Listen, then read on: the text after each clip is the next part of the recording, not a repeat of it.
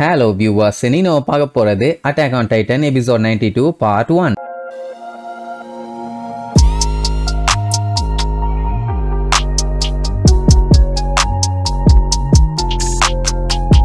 Open பண்ணா போன பாட்டுல நம்ம பையன் புலம்பிட்டு இருந்தால ஏதாச்சும் பண்ணணும்னு அந்த டைம் சைட்ல நம்ம ஜீக்கு உட்காந்து மண்ணை வச்சு வீடு கட்டிட்டு இருக்கான். அட சண்டால பயல, உன் வயசு என்ன, வீடு கட்டுற சைஸ் என்னன்னு போய் பார்த்தா வாப்பா எரனோட ஃப்ரெண்டு உன்னையும் யுமீர் கன்சியூம் பண்ணி வச்சான்னு சொல்லிட்டு அப்படியே கதை சொல்ல ஆரம்பிப்பான். பல ஆண்டு ஆளுங்களுக்கு முன்னாடி இந்த பிரபஞ்சத்துல உயிரில்லாத மந்தமான பொருட்கள்லாம் இருந்தப்போ பூமியில தேவையில்லாத விஷயங்களும் தேவை இருக்கிற விஷயங்களும் மாறி மாறி இருந்துச்சுங்க. அதுல இருந்து தான் ஒண்ணு உருவாச்சு. அதோட பேரு லைஃப்னு அந்த லைஃப் சர்வைவ் ஆகிறது மட்டும் இல்லாம அதுகிட்ட மல்டிப்ளை பண்ற எபிலிட்டி இருந்துச்சு. அப்படியே அது கொஞ்சம் கொஞ்சமா மல்டிப்ளை ஆக ஆக அதோட ஃபார்ம் வேற ஒரு உருவத்துக்கு மாறிச்சு. அது மட்டும் இல்லாம ஒவ்வொரு என்விரான்மெண்ட்டையும் அடாப்ட் பண்ண கத்துக்குச்சு. அப்படித்தான் பல ஆண்டு காலங்களா உருமாறி இன்னைக்கு மனுஷங்களா வந்து நிக்கிறோம். இந்த மனுஷங்க தான் காலத்துக்கு ஏத்த மாதிரி அதிகமா வளர்ந்து எல்லா இடமும் பரவி எக்கச்சக்கமா இருக்கும்னு வைங்க.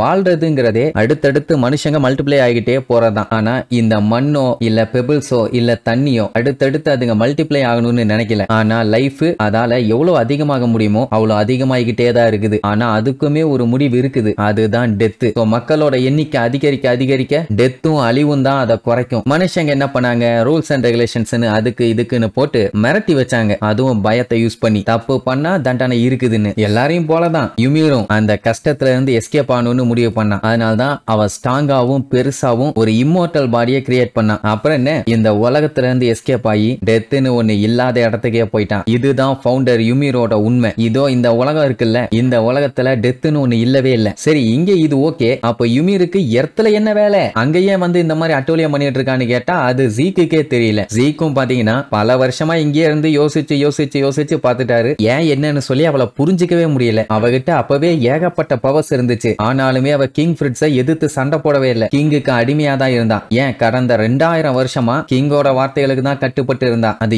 ஏன்னு கண்டுபிடிக்க முடியல. ஆனா எரன் அது என்ன ஏதுன்னு புரிஞ்சுக்கிட்டான். அதனாலதான் யுமீர் எரன் கூட சேர்ந்துட்டான். இவ்வளோத்தையும் கேட்ட அர்மின், அட விளக்கென்ன, எதுக்குடா இவ்வளவு நேரம் தேவையில்லாதெல்லாம் பேசியா உசுர வாங்கிட்டு இருக்க, சரி இந்த இடத்தை விட்டு எப்படி வெளியில போறது அப்படின்னு கேட்டா அதுவும் தெரியல. அவனுக்கு தெரிஞ்சு இது பாசிபிள் இல்லன்னு தான் சொல்லுவான். அதெல்லாம் முடியாது, நான் இன்னும் கிவ் அப் பண்ணலாமானா. ஏன், எதுக்கு ஹியூமன் லைஃப இன்னும் மல்டிப்ளை பண்ண போறீங்களா, நம்ம ஸ்பீசிஸ இன்னும் அதிகம் பண்ணணும்னு நீ ஆசைப்படுறியா, நீ வேணா இதை ஒரு பயத்தோட அழிவுன்னு நினைச்சுக்க. வாழ்க்கையில அர்த்தமில்லாத விஷயத்தெல்லாம் நிறைய பண்ணிட்டாங்க, அதனால ஏற்படுற பேரழிவு தான் இது. அதனால விட்டு இனிமேட்டு உன்னால ஒன்னும் பண்ண முடியாதுங்கிற மாதிரி சொல்லுவாரு. ஆனா நம்ம பையன் வராதா இல்ல, என்னோட காம்ரேட்ஸ் எல்லாம் அங்க சண்டை போட்டுட்டு இருக்காங்கடா டுபுக்கு, முடிஞ்சா இப்ப கூட அந்த பயத்துல இருந்து அவங்கள காப்பாத்த முடியும். சொல்ல போனா அவங்க பயத்தோட தான் அவங்க சண்டை போட்டுட்டு இருக்காங்க. என்னால முடிஞ்சதை நான் அவங்களுக்கு பண்ணணும்பா. ஜீக்கு அப்பவும் விடல. எப்படியும் அவங்கள காப்பாத்தி உயிரோட இருந்தாலும் கடைசியில அவங்க சாகத்தானே போறாங்க. அதனால இன்னைக்கு செத்தா என்ன, நாளைக்கு செத்தா என்ன, சீக்கிரம் செத்துட்டாங்கன்னா கூட நிம்மதியா இருப்பாங்க. சொல்ல போனா அதுவுமே ஒரு ஃப்ரீடம் தானே அப்படின்னு சொல்லும் போது நம்ம அர்மின் சோகமாவானா. அந்த டைம் கீழே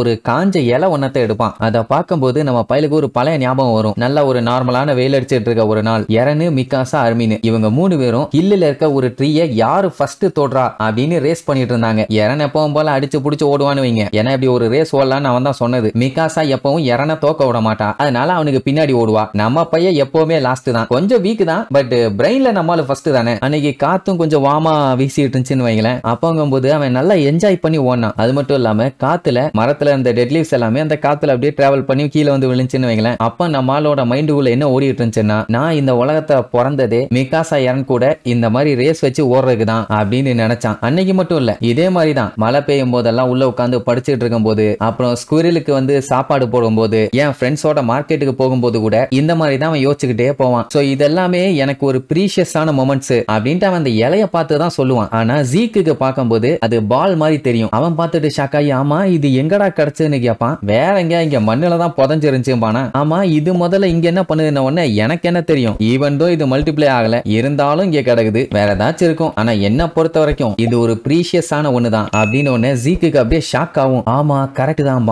ஏன்னா இந்த பாலை வச்சு அவன் சேவர் கூட ஜாலியா கேட்ச் அண்ட் கேட்ச் விளையாண்டுட்டு இருப்பான்ல. சொல்ல போனா விட்டு அவன் நாள் பூரா பண்ணுவான். ஏன்னா அதை விளையாடும் போது அவனுக்கு ஹாப்பியா இருக்கும். அப்படின்னா மனுஷனோட வாழ்க்கைக்கு அர்த்தம் ஒண்ணு இருக்குது. அப்படிங்கும் போது பின்னாடி ஏதோ சத்தம் கேக்குமா பார்த்தா சேவரு, மார்சல், போர்க்கோ, அப்புறம் நம்ம யுமீர், எரனோட அப்பா, அப்புறம் க்ரூகர் இப்படி எல்லாம் வந்து நிப்பாங்க. அவங்கள பார்த்துட்டு ஷாக் ஆயிவாங்க. ஷாக்கு அங்க கட் பண்ணி இப்ப மறுபடியும் நம்ம ஆளுகளை காட்டுறாங்க. அந்த டைம் பீக் பாத்தீங்கன்னா மேல இருந்து கீழே விழுந்துட்டு இருப்பான். ஒரு டைட்டன் வந்து அவளை சாப்பிட வரும். நல்ல வேளை ஜீன் பாத்துட்டான். பையன் அடிச்சு புடிச்சு போய் காப்பாத்திடுவான். அவன் நான் மறுபடியும் என் விரல் சரியானதுக்கு அப்புறம் கடிக்க போறேன், என்னால டைட்டனா மாற முடியும் பாலா. ஜீனு நம்ம ஆல்ரெடி லிமிட்டை ரீச் பண்ணிட்டோம், இப்போதைக்கு ரெய்னர் எங்க இருக்கானோ அங்க போயிருவோம், அதான் நமக்கு சேஃப்டின்னு சொல்லிட்டு ரெய்னரை பார்த்தா ஐயோ பாவங்கிற மாதிரி இருக்கும் அவன் நிலைமை. படுக போட்டு சூரசம்ஹாரம் பண்ணிட்டு இருக்காங்க. ஐயோ மாட்டிட்டியாடா பங்காளின்னு பாத்துக்கிட்டு இருக்கும் போதே பின்னாடி இவங்க ரெண்டத்தையும் பிடிக்கிறதுக்கு 2 டைட்டன் வரும். சோலி முடிஞ்சுன்னு முடிவே பண்ணிட்டாங்க. அதே நேரம் ஆனிய பாத்தீங்கன்னா அவ அதுக்கு மேல கண்ணா பின்னான்னு சண்டை போட்டுட்டு இருப்பா. அவ கையவே பிச்சை அடிச்சு தெரிய விட்டுருவாங்க. டைட்டனுக்கு பாத்தீங்கன்னா இப்ப மொத்தமா பிச்சுக்கிட்டு வருதுங்க. இப்ப அவளை கார்னர் பண்ணியாச்சு. போச்சு, எல்லாரோட சோலியும் முடிஞ்சு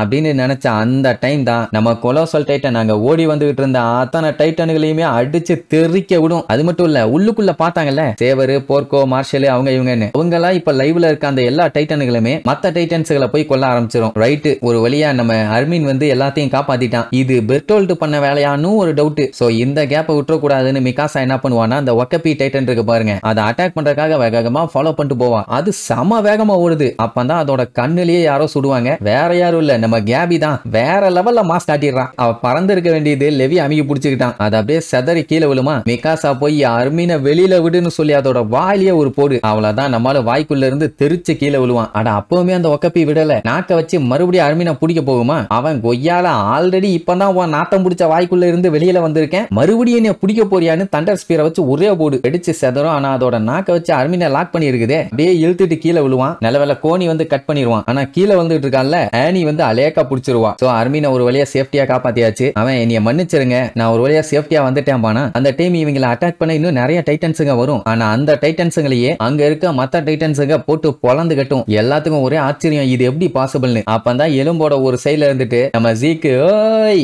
என்ன தெரியுதா அப்படின்ட்டு லெவிய கூப்பிடுவான். அவனுக்கு பயங்கர ஷாக்கு. என்ன பார்க்கணும்னு ஆசைப்பட்டிய லெவி, கரெக்டா? ஆனா எனக்கு உன்னைய பார்க்கணும்னு ஆசையே இல்ல அப்படின்னு ஒண்ணு அவனுக்குன்னா சந்தோஷம் தாங்க முடியல. ஏன்னா அவனை கொல்றதானே நம்ம லெவிக்கு ஒரே டார்கெட். இங்க இவ்வளவு நேரம் நம்மளுக்கு போட்டாலாம் சண்டை இல்ல, இப்ப வந்து அடிக்குது பாருங்க டைட்டனுங்க. அடி எல்லாத்தையும் பொலந்து கட்டிட்டு இருக்குதுங்க. இதெல்லாம் எப்படி நடக்குதுன்னு கேட்டவனே இது எல்லாத்துக்குமே காரணம் ஜீக் தான் அப்படின்னு எப்படின்னு கேட்பாங்க. அட அந்த பாத்து இருக்குதுல்ல, அல்ல நம்ம காம்ரேட்ஸ் யார் யாரெல்லாம் இருக்காங்களோ அவங்க எல்லாத்தையுமே எழுப்பி விட்டுட்டான். அங்கதான் லைஃபும் இல்ல டெத்தும் இல்லையே. அந்த பாத்துல தான் எல்லா எல்டியன்ஸுமே கனெக்ட் ஆயிருக்காங்க. அந்த கனெக்ஷன்ஸ் தானே யுமிருமே யூஸ் பண்றான். அதையே இப்ப நம்மளும் யூஸ் பண்றாங்க. அங்கதான் பெர்டோல்ட்டும் இருக்கான்னு வைங்களேன். அப்ப நம்ம ஜீக்கு பாத்தீங்கன்னா சேவர் கிட்ட போய் நம்ம கனவு பலிக்கல, இப்பவுமே அந்த கர்ண கொலை பண்றது வந்து ரைட்டு தானே நான் நினைச்சுக்கிட்டு இருந்தேன். ஆனா அது அப்படி இல்ல. மறுபடியும் நான் பிறந்து உங்களோட கேட்ச் அண்ட் கேட்ச் விளையாடணும் அப்படின்னா நான் மறுபடியும் பிறக்க தயார். ஏன்னா அதுதான் என் வாழ்க்கையில சந்தோஷமான நிமிடங்கள்மா. அதுக்கப்புறம் அவங்க அப்பாட்ட போய் தேங்க்யூ சொல்லுவான். ஏன்னா அவர் நல்லது பண்ணணும்னு நினைச்சுதான் எல்லாம் இவனுக்கு பண்ணியிருக்காரு. ஆனா அது இப்படியாவும் அவர் எதிர்பார்க்கவே இல்லை. பட் கடைசியில தான் புரிஞ்சுக்கிட்டான்ல. அதே நேரம் இங்க அர்மீன் பெர்டோல்ட் கிட்ட நான் உங்ககிட்ட இருந்து எல்லாத்தையுமே எடுத்துக்கிட்டேன் பெர்டோல்ட்,